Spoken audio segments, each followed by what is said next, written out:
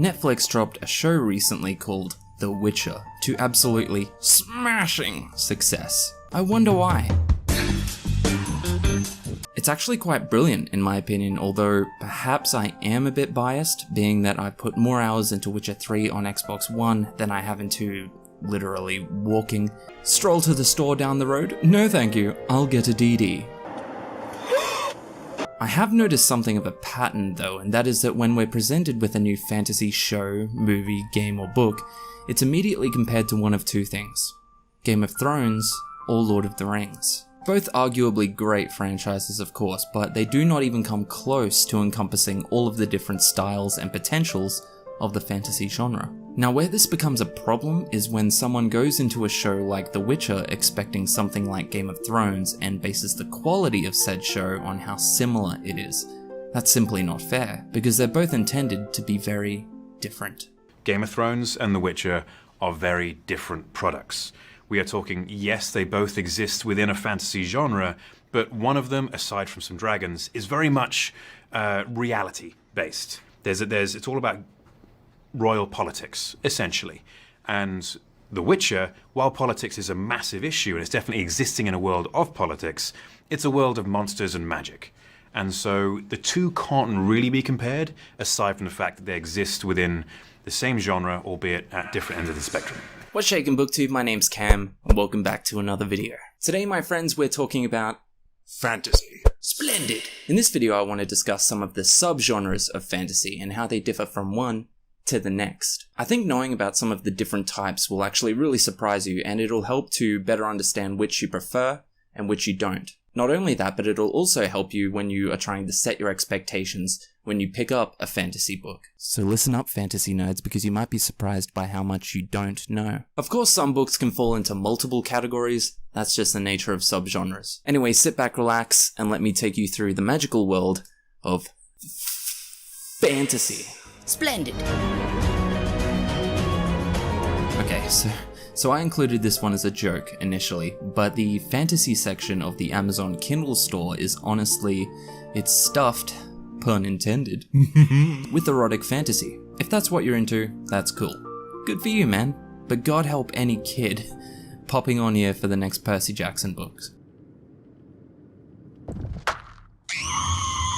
10 minutes on Amazon will teach you one thing. Book nerds are damn horny, man. They thirsty. I'm not going to go in depth about this particular subgenre because the name speaks for itself. It's basically the same horny stuff that you find under any of the other genre tabs, but the werewolf man here has a bit more chest hair. High or epic fantasy is the one that you know best. This is fantasy at max power. This is fantasy in its final form. High fantasy will generally involve an entire world built from the ground up with its own fictional places, races, monsters, currencies, magics, and even languages. Friends, that is all that happened today. Thank you so much for watching this video. If you liked it, be sure to give it a big thumbs up. Also, do make sure you subscribe if you do. The story is usually long, really long, and the story usually spans over a few chunky, or should I say, thick books, and involves a large cast of interesting characters, each with their own unique abilities or strengths. Now I'm willing to bet that by now one such example has already sprung to mind. I'm of course talking about my flawed lover dildo hands. Just kidding, of course. It's Lord of the Rings by J.R.R. Tolkien, which still 60 years later is known as perhaps the most iconic fantasy to date. It's even known as the father of modern fantasy as we know it. It's pretty easy to see why people would have a certain sweet spot for high fantasy, as no other fictional genre, except maybe sci-fi, quite allows you to detach yourself so much from reality, an activity that is becoming more and more attractive by the day.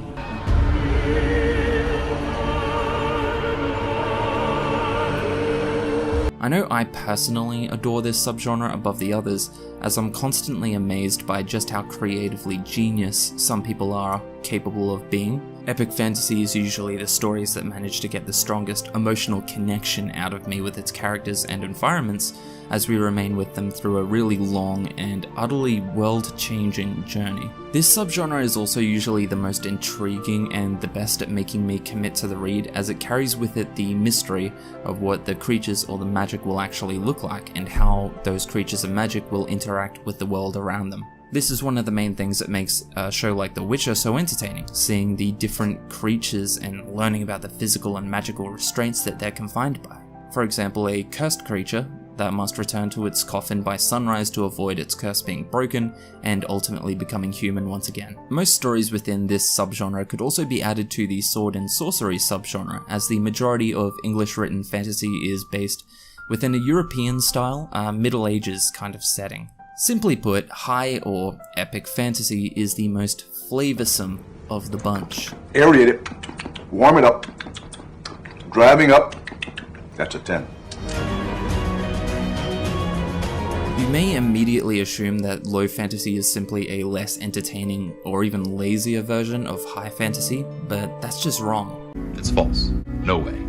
Not this time. Low fantasy, sometimes interchangeable with urban fantasy depending on the time period the story is set in, is simply when fantasy or magical elements are included in a story that is set within a world immediately comparable to our own. Usually those magical elements are actually kept a secret, and they come as a surprise to the protagonist at the first major conflict of the story. Put simply, it's usually a magical or fantasy world set secretly within a backdrop of our own normal world. Once again, an enormously popular book series may be floating to mind.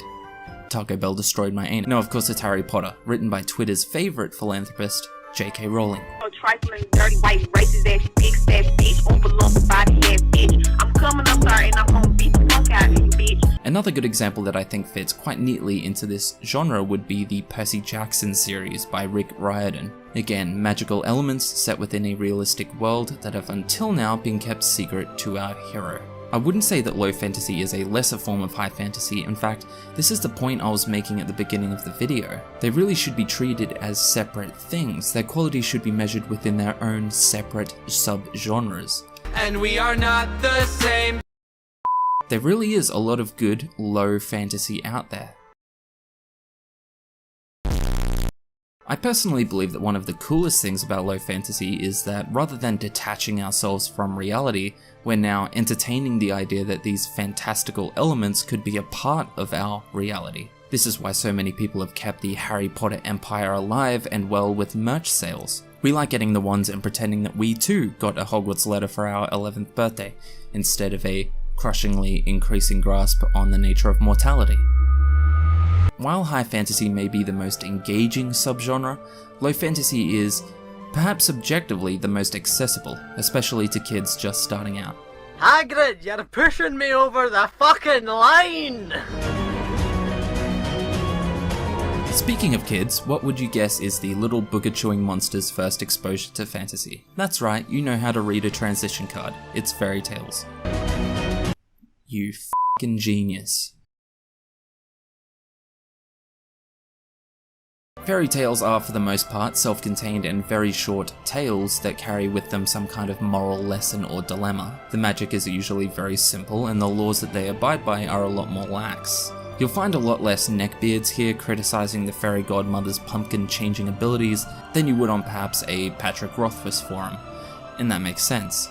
As I said, fairy tales are intended for kids. Magic and creatures are accepted truths in these stories, and politics rarely go further than a matriarchal stepmother, because kids are f***ing dumb.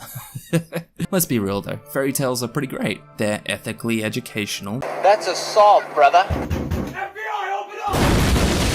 They're entertaining to sometimes even an older crowd. Man, don't even try to say that Tangled wasn't the shit. And fairy tales made the satirical piss-take masterpiece that is Shrek possible. Contrary to popular belief, dark fantasy is not simply like going dark mode on Twitter. Dark fantasy is pretty simple. It's fantasy for edgy people. The most well-known name for dark fantasy is probably the notoriously racist H.P. Lovecraft, but it's okay to read his stuff, guys. It's actually pretty good, and guess what? The dude's dead. Dark fantasy is when fantasy or magical elements are specifically used to unsettle the reader or create a horror/thriller environment. The most common way that this is done is usually through the creation of fantastically grotesque creatures like Cthulhu. If you consider yourself a seasoned fantasy veteran and horror is another genre that you enjoy, then you should do yourself a favor. Grab your favorite belt, hoist up your big boy pants, and check out some dark fantasy.